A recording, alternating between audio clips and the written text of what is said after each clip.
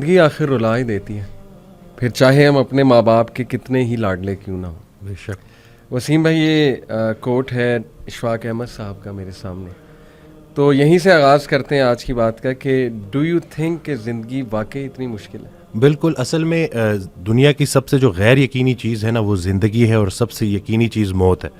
تو زندگی میں نا وہ ارادے ٹوٹتے ہیں اور آہستہ آہستہ غم آتے ہیں اور آپ کو پتہ چلتا ہے کہ ٹھہرنا مشکل ہی ہے، لیکن جو اللہ کے ساتھ رجوع کر لیتے ہیں ان کو یہ بات سمجھ لگتی ہے کہ جانا تو ہم نے ہے، لیکن جانے سے پہلے کچھ کام تو کرنے ہیں نا۔ تو وہ جو کام میں مصروف عمل، ابھی ہم بات کر رہے تھے کہ جو اللہ کے کام کر رہا ہے، جو مصروف ہے، تو پھر وہ ان چیزوں کو اپنے اوپر، اس غم کو اپنے اوپر حاوی نہیں ہونے دیتا۔ حضرت واصف رحمۃ اللہ ایک شعر پڑھا کرتے تھے کہ غم بھی گزشتنی ہے، خوشی بھی گزشتنی، کر غم کو اختیار کے گزرے تو غم نہ ہو۔ تو یعنی کہ غم کو قبول کرنا ہے، اس کو ریڈ کرنا ہے، اور اس میں نا بڑا لیسن ہے۔ صحیح بات۔ تو یہ اللہ تعالیٰ ہماری برداشت، سب سے بڑی قوت برداشت ہے۔ بالکل صحیح۔ تو ہماری یہ برداشت بڑھانے کے لیے اللہ تعالیٰ غم بھیجتا ہے، صحیح، اور آہستہ آہستہ صبر کے ذریعے، نماز کے ذریعے انسان جو ہے نا اس مشکل سے نکل آتا ہے، کیونکہ اللہ کا وعدہ ہے کہ ہر سختی کے ساتھ آسانی ہے۔ تو سختی کے بعد آسانی ہے، اور اکثر لوگ جو نا امید ہو جاتے ہیں نا، تو اللہ کی رحمت سے نا امید ہونا اصل میں اپنے مستقبل سے نا امید ہونا ہے۔ تو جب آپ اللہ سے پر امید رہتے ہو، ہوپ فل رہتے ہو، تو پھر وہ دن خیر سے گزر جاتے ہیں۔ کیا بات۔ وسیم بھائی، اگر ہم دنیا پہ نظر دوڑائیں، ایسے غم ہے نا، یعنی لوگوں کی جب سٹوریز سنتے ہیں، اور اوور آل ورلڈ میں دیکھ لیں آپ، اور جو ہسٹری میں پاسٹ میں ہوا ہے، مطلب ایسے غم آپ کو نظر آئیں گے نا کہ انسان رو پڑتا ہے کہ یار واقعی دنیا میں بڑا غم ہے۔ لیکن اگر ہم یہیں پہ رک جائیں نا کہ بس دنیا میں بڑا غم ہے، زندگی بہت مشکل ہے، تو پھر تو ہوپ لیسنس ہے، پھر تو جو ہے نا وہ ایک ڈارکنس ہے، ایک اندھیرا ہے۔ دیٹس وائی آئی سے ٹو پیپل کہ دیکھو جو ایتھیزم ہے وہ یہیں پہ رک جاتا ہے۔ وہ کہتا ہے کہ بس we are all here and we are doomed, اور بس ٹھیک ہے، سفرنگ بھی ہے، کیوس بھی ہے، ڈارکنیس بھی ہے، اب کیا کر سکتے ہیں۔ بٹ جب تک اسلام ہمارے پاس ہے نا وسیم بھائی، دیکھیں اللہ سبحانہ و تعالیٰ نے پہلے ہی ہمیں بتا دیا، جیسے آپ نے کہا نا ایکسیپٹنس، بالکل اللہ نے ہمیں ایکسیپٹنس دلائی ہے کہ دیکھو اس کو ایکسیپٹ کرو کہ یہ دنیا ایک مشکل کی جگہ ہوگی، یہاں تمہیں مشقت کرنی ہوگی، اسٹرگل کرنی ہوگی، وی ول ٹیسٹ یو، ہم دیکھیں گے تم میں سے کون ایمان والا ہے، کبھی بھوک سے، کبھی خوف سے، کبھی خوف کا انفیکٹ ذکر ہے کہ خوف سے ٹیسٹ کریں گے۔ آئی تھنک انگزائٹی میں خوف کا ایلیمنٹ کافی جو ہے وہ حاوی ہوتا ہے۔ پھر لاس آف لائف سے تمہیں ٹیسٹ کریں گے، لاس آف فروٹ سے تمہیں ٹیسٹ کریں گے، لیکن وبشر الصابرین۔ اور دیکھیں اللہ نے پورا طریقہ بتایا ہے کہ دیکھو نا امید نہیں ہونا ہے، اگر یہ پرابلمز آ جاتے ہیں تو پھر اللہ طریقہ بھی بتا رہا ہے کہ تم نے ہوپ کیسے پکڑنا ہے۔ جیسے آپ نے کہا کہ نماز ہے، پھر صبر ہے، تو how amazing is the philosophy of our religion. بالکل، سبحان اللہ۔ اور جو ایتھیسٹ سے جو نہ ماننے والا ہے، وہ میں اس کو یہی بولوں گا کہ وہ بیچارہ اللہ کی نعمتیں بھی استعمال کرتا ہے اور اللہ کو مانتا بھی نہیں ہے۔ سبحان اللہ، ٹھیک ہے نا۔ تو تحقیق جو ہے نا وہ آپ کو بعد میں وہاں پہ پہنچائے گی جہاں تسلیم پہنچائے گی آپ کو پہلے۔ تو جو سرنڈر کرنا ہے نا، یہی سب کچھ ہم نے کرنا ہے۔ ایک آڈیو میں وہ بیان کر رہے تھے حضرت، تو انہوں نے کہا کہ پورا سرنڈر کرنا ہے۔ تو جواب آیا کہ حضرت اتنی کمزور صلاحیتوں کے ساتھ پورا سرنڈر کیسے کروں؟ تو انہوں نے کہا کہ تم پورا سرنڈر کرو، تمہاری صلاحیتیں بھی پوری ہو جائیں گی۔ سبحان اللہ۔ تو یہ ہے کہ جب آپ پورا سرنڈر کرتے ہو نا، یہ جو اپنی کارسازی نکالو گے تو کارساز کی کارسازی سمجھ آئے گی نا۔ تو یہ جو اللہ ہے نا، یہ ہمارے ارادوں کو توڑتا ہے، اور نہیں آتی کوئی پریشانی اس وقت تک جب تک وہ بڑی پریشانی کو ٹالنے نہ آئی ہو۔ وہ ایک واقعہ سناتے تھے کہ ایک بندہ ایک اللہ والے کے پاس جاتا ہے اور کہتا ہے کہ میرا مکان نہیں بک رہا، تو دعا کریں۔ تو انہوں نے کہا کہ نہیں، تمہارا مکان نہیں بکے گا، جاؤ۔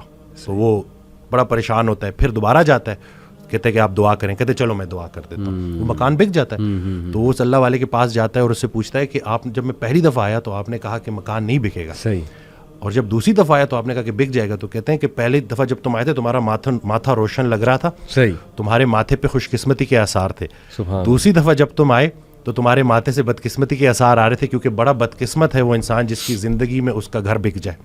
تو جو چیز تم اپنے لیے پسند کر رہے ہو، جس چیز پہ تم جشن منا رہے ہو، وہ اصل میں تمہارے استغفر اللہ کا مقام ہے جس کو تم الحمدللہ کہہ رہے ہو۔ صحیح۔ انسان جو ہے نا وہ جلد باز ہے، جلد باز ہے، وہ کہتا ہے کہ بس میرے اللہ کو اپنے مطابق چلانا چاہتا ہے۔ صحیح بات۔ اور اللہ نے ہمارے لیے کتنی خیر رکھی ہوئی ہے, کتنی آسانی رکھی ہوئی ہے, ہمیں خوش کرنے کے لیے اللہ کے پاس اتنا کچھ ہے, لیکن ہم جلد بازی میں اور نا امیدی میں اس سے محروم ہو جاتے ہیں. اور شیطان جو ہے نا وہ ہماری رگوں میں خون کی طرح دوڑتا ہے. صحیح.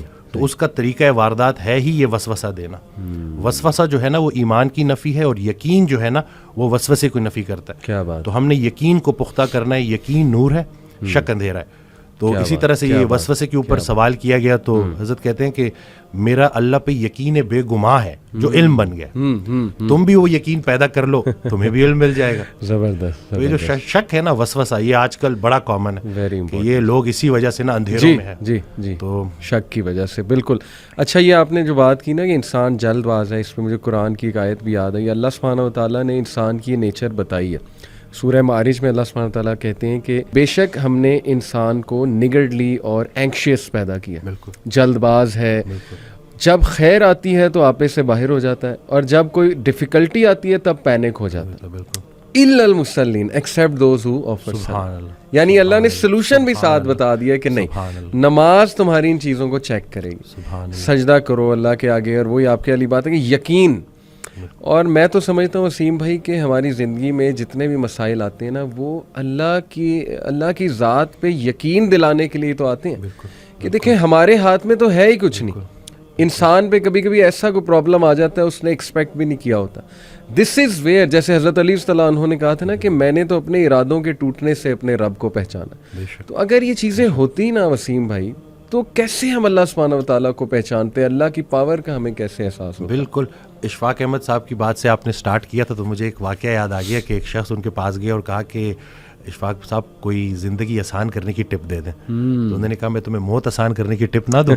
تو کہتے ہیں چلے وہی دے دیں. کہتے ہیں اگر تم اپنی موت آسان کرنا چاہتے ہو تو جاؤ کسی کی زندگی آسان کر دو. اللہ. تو جو اللہ کا کام کرنے والے ہوتے ہیں وہ گلہ نہیں کرتے, وہ شکر کرتے ہیں اور لوگوں کے کام آتے ہیں. وہ سارے کام جو ہے نا وہ اللہ پہ نہیں ڈالنے, اللہ کے بہت سارے کام ہیں جو ہم نے کرنے ہیں. اور دوسرا یہ کہ خواہشات, یہ جو دنیاوی خواہشات ہیں, یہ جو فانی چیزوں کی محبت ہے آپ کو جیتے جی فانی کر دیتی ہیں. اور یہ جتنا کچھ بھی ہے نا وہ ایک شعر ہے کہ تیرے سوا کروں پسند کیا تیری کائنات میں, دونوں جہاں کی نعمتیں قیمت بندگی نہیں. تو اللہ جو ہے نا اس کو ہم نے کسی چیز کسی لالچ سے ہٹ کے صرف اللہ کیونکہ عبادت کے لائق ہے اور اللہ خالق ہے, اور ہم نے اپنے حالات کو نہیں دیکھنا, بس ہم نے ماننا ہے. امیر انسان اگر اللہ سے دور ہے تو امیری اس کے لیے آزمائش ہے, غریب انسان اگر اللہ سے دور ہے تو غریبی اس کے لیے آزمائش ہے. بلکہ وہ ایک آڈیو میں ارشاد فرماتے ہیں کہ جو غریب ہے نا وہ بھی غنی ہو سکتا ہے. وہ غریب غنی ہے جس کی امیر کے مال پہ نظر نہیں ہے. تو اب وہ دیکھیں نا کہ کتنا آسان ہے ہمارے لیے نا. لیکن یہی ہے کہ اس کو پریکٹس کرنا, اور پھر یہی ہے کہ جو کامیابی کا ہم نے جو ایک معیار رکھ دیا ہے وہ صرف یہی ہے کہ بینک بیلنس اور یہی سب کچھ. تو انسان بھی بیچارہ نا بڑے بڑے گھر بناتا ہے اور سوتا اسی ایک چھوٹی سی تنگ سی جگہ پہ ہے, بستر پہ, جتنی اس نے قبر میں سونا. صحیح بات. اور یہ ہے کہ وہ حضرت کہتے ہیں کہ جو چیزیں تم نے اپنے مرنے کے بعد ویسی ہی چھوڑ جانی اس کو اپنی زندگی میں کیوں نہ چھوڑ دو. ایک اور جگہ کہتے ہیں کہ جن کو تم نے اپنے مرنے کا غم دے کے جانا ہے ان کو اپنی زندگی میں تھوڑی خوشیاں تو دے جاؤ. تو یہ جو ہے نا عمل, مصروف عمل ہونا ہے اور ارد گرد کے لوگوں کے کام آنا ہے. جی, اٹ سمز اٹ آل اپ. ماشاءاللہ.